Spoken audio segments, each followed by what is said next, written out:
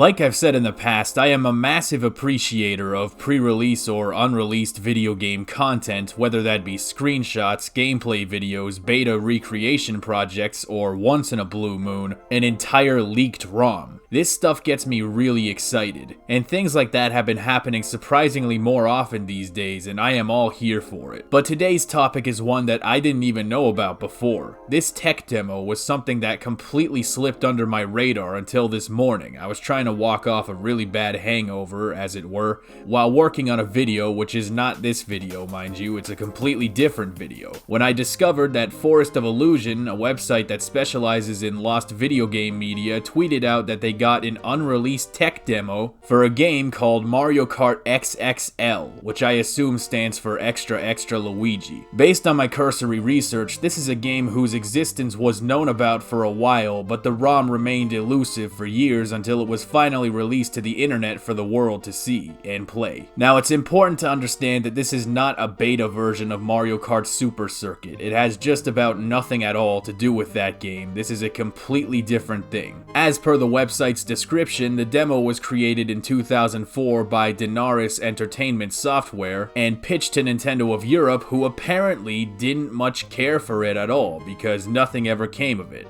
But you want to know who does care? Me. So today on the Phantom Beano Super Show, we're talking about Mario Kart Extra Extra Linguini. The major feature of this tech demo is the new graphics engine, which offers the feature of two flat maps on top of each other, which can scale and rotate on their own, giving a much greater illusion of depth and scale to the world. If you've heard of Mode 7 on the Super Nintendo, which powered games like the original Super Mario Kart and F-Zero, this kinda seems like a much more advanced version of that. For one thing, there's the additional feature of zooming way in and way out, which also helps the illusion of depth. I love how you can see the lower layer through the metal grates on the upper layer. Or is it a glass panel? Who knows. The view is less of a back view like the other games, and it's more of a 45-degree angle view, probably to better demonstrate the depth effect. While it can definitely be considered quaint by today's standards, it's still a really neat effect, and I don't think I've ever seen anything quite like it otherwise. And as a side note, I think Mario's turning animation looks a lot smoother than it did in Mario Kart Super Circuit, which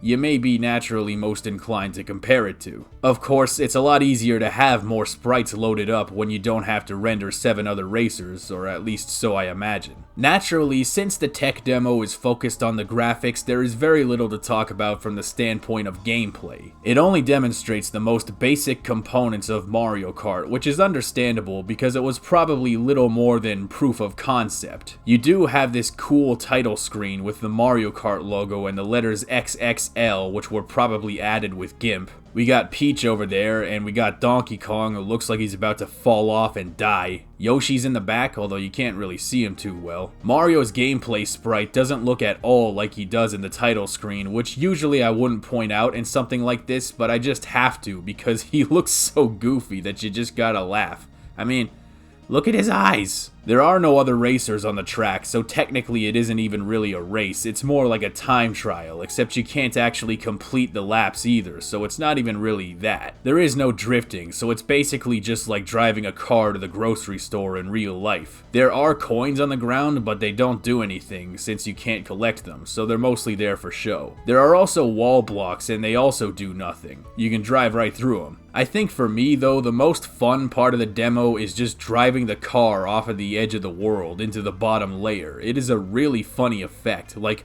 Mario kinda just dies.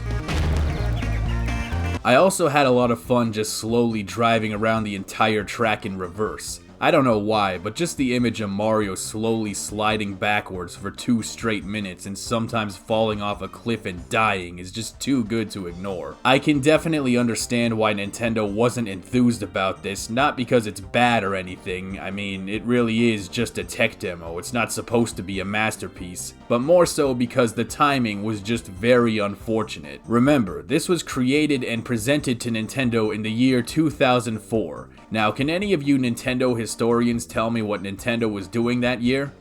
That's right, dual screens, the Nintendo DS. You know, that thing that's been sitting in your disorganized electronics drawer for 11 years and probably has a busted hinge and a broken L button, and is also the best-selling game system second only to the PS2. The Nintendo DS was the successor to the GBA, and even though it had this really cool thing called backwards compatibility, the GBA was quickly becoming irrelevant as the DS was the new king of the castle. No matter how cool and innovative the technology may have been, the bold italic underline impact font truth of the matter is that this demo was capable of allowing the GBA to produce results that the new DS already could, and at a substantially lower standard. As somebody who wasn't there, I imagine that Nintendo didn't want to touch this thing because they wanted to be able to illustrate a very clear and substantial jump between the consoles, and to not muddy the waters by trying to teach an old dog new tricks. And if that sounds familiar, that was basically their justification for sitting on Star Fox 2 for all those years, because it was completed in 1996, the same year as the N64. And no matter how cool the Super Effects Chip 2 was, it just wouldn't be able to stand up to the 64. As for what could have been if this turned into an actual game, I guess the big thing it would have to do to get anywhere at Nintendo would be to have some kind of substantial innovations on the gameplay end. And since this demo doesn't have very much to demonstrate on that front, it's hard to picture this as anything more than a much prettier version of Mario Kart Super Circuit, which wouldn't be so bad, except the zooming in and out occupying the L and R buttons would probably present a lot of issues, assuming that they would hypothetically be adding items and drifting to the game, which seems like a pretty obvious thing for Mario Kart. But if we're going to be scientific and assume that this wasn't a problem and that they could have it both ways, I think this could have been solid in its own way, if for no other reason than to just see how the new perspective changes the dynamic of the race, like being able to see a blue shell flying your way from up top. Or if you wanted to actually leverage it in gameplay,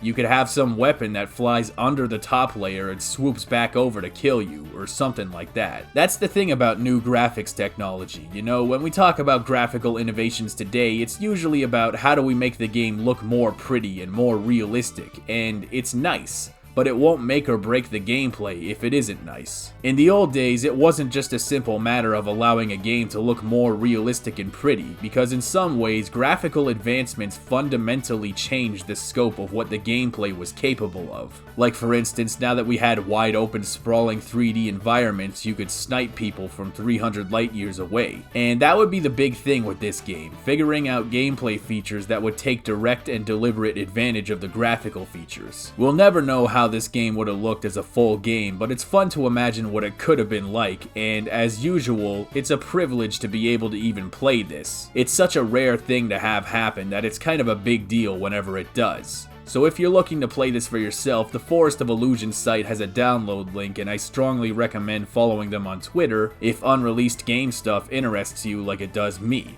But so ends the tale of Mario Kart Extra Extra Lasagna. Thank you for watching. And the next video will be a spooky ROM hack. I promise.